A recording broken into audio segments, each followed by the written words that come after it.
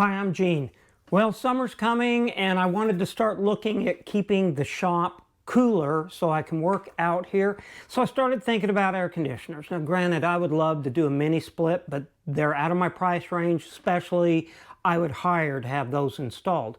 So for this summer, I decided to order a standalone portable air conditioner. Now I have like a window unit, but I've only really got one usable window in this shop, and it's in the front, and I don't want an air conditioner hanging out of it. And the last thing I want to do is cut a 16-inch hole to put a window air conditioner in the wall either. So I'm hoping this is going to be the answer. Now I ordered this from Amazon and I looked through a lot of them, and what I wanted was a 10,000 BTU because according to the specs that should cool a room between 300 and 400 square feet. Well, this room is only about 260, so it should be able to handle it fine, although that looks like a pretty small area for blowing out all the cold air.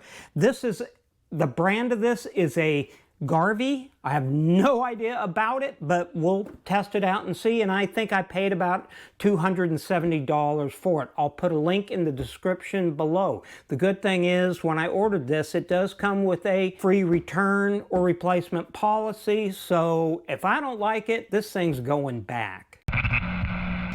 Well, I like the size. The size, not too bad. I like that. At a first glance, not too bad. Controls up here. The exhaust vent here. This is probably for the fresh air return, and this is probably for the exhaust vent. This looks like a removable filter for cleaning. That's cool. All right, let's check this out. Okay, so besides the instructions, it comes with this plate that mounts up to the hose, which the hose is adjustable. And this mounts to the back of the air conditioner. This goes to the back side of the hose and is designed to go out through a window vent that you could adjust to whatever size window it fits, which is kind of interesting because what happens if it doesn't, if you have to trim this piece off or something, I'm not sure. But I'm not going to be using a window. I want this to go out through a wall. But even going out through a window, one of the things that it dawns on me is even once this is installed, this hose is totally exposed. It's open. Anything could crawl down that thing. There's nothing that really, I don't know, I just don't like that.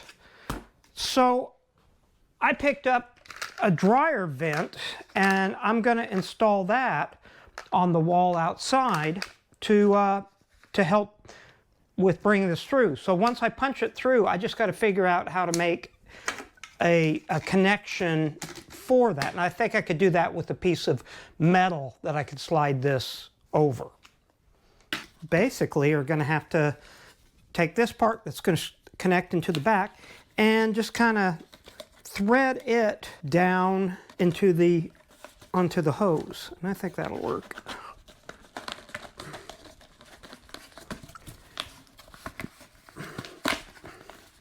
And now this is ready to install on the back. Now I'm going to take some thin metal and basically curve it around and connect that to the exterior vent, and that'll give something for the exhaust hose to easily slide on and connect to. So I decided to put a round screen on this. Pre-set that in.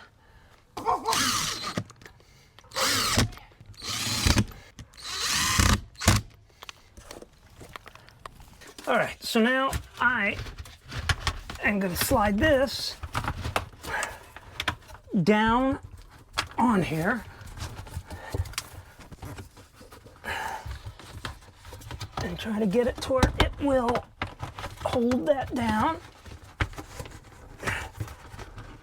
Okay, I think that will work.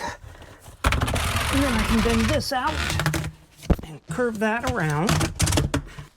So once I have this now installed on the back, I should, and it's got a little release latch here and here, so this should be able to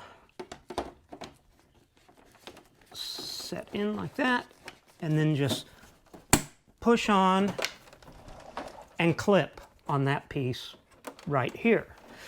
So a couple of things that I really wanted to watch for. One, that it's a 110, because that's all I have running to the shop. But luckily I do have two separate circuits coming into the shop, and one is more dedicated for using something like an air conditioner or something that would draw more power and have its own power source. Another piece is right here. This is a drain that it can drain out of for the condensation, which is fine, but it's awfully low here. So you're going to have a shallow pan or something for that to drain out of without backing it up. It does come with small roller wheels, so that can be an advantage. Now I've got this to where once I have it finished and all installed, I can shove it right back into this area back here, and that's going to work fine. I want to test this out and make sure everything works. Power. Well, immediately it's blowing some cool air, and it feels really pretty nice. And you've got a directional vent this way too, so I like that. So I'm going to leave it run for a little while and see how well it adjusts before I set it back into there. So you can tell by the leaves down here that it's definitely blowing out warm air, exhausting that out. Okay, so now I've been running this AC for a little while, and it's doing really good. It's actually cooling down the room. I'm feeling good about that. But what I'm really curious too about is how loud it is. Now to me, just in the room, this is not bad. You could easily talk over it. I could watch TV or work.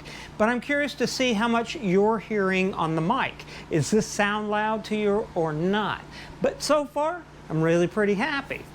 I think what I'm going to do is build a small box that will elevate the air conditioner by about 3 inches and allow me to slide a tray underneath it to capture the water, and then it'd be easy to slide that out and drain it and not have to always be pulling it out from the back and trying to drain the reservoir that's in it.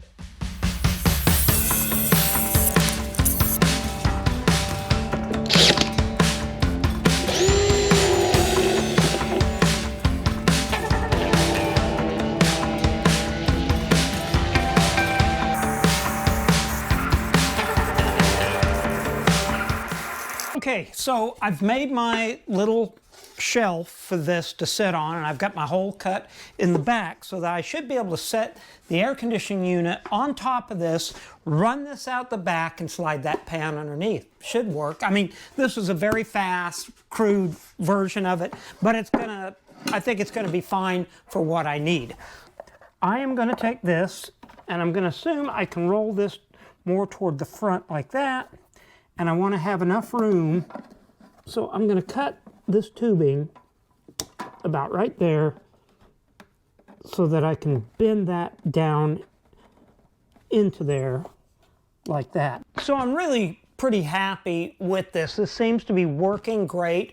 Also building this little stand with a tray. It's easy just to pull that pan out and you can see the condensation that builds up in it, and it's easy to go dump it and put back an empty one. Okay, so it comes with this basic, and I do mean a basic remote. I'm going to pull that tab out that should activate the remote battery. Let me see. Actually looks like it worked, and it kicked on immediately. Okay. Then you got you can raise and lower the temperature. You can adjust the fan speed, and you can even use the timer on it. So that's pretty cool. Now, my walls are all insulated, but my ceiling is not insulated yet. This is going to cause a problem with heat or the air rising or the heat coming down from it. But one thing I did do is install a ceiling fan, and this will help to move the air down and keep things cool. The one thing you'll want to remember is to put the air on clockwise. That will push down now, but this way it helps push it down and recycle the air through the room, and that actually helps. Now, of course, time will tell as we're coming into a real hot summer how well this does, but right now, and it was hot today, this did an excellent job. With a few light modifications of running it through the wall rather than a window, adding the drip tray underneath, and also utilizing ceiling fan, I think I'm going to be covered for the summer. Hey, if you have any questions or comments, please put them in the comment section down below. And I look forward to seeing how this goes, and I'll keep you informed. Hey, thanks for watching, and I'll see you soon.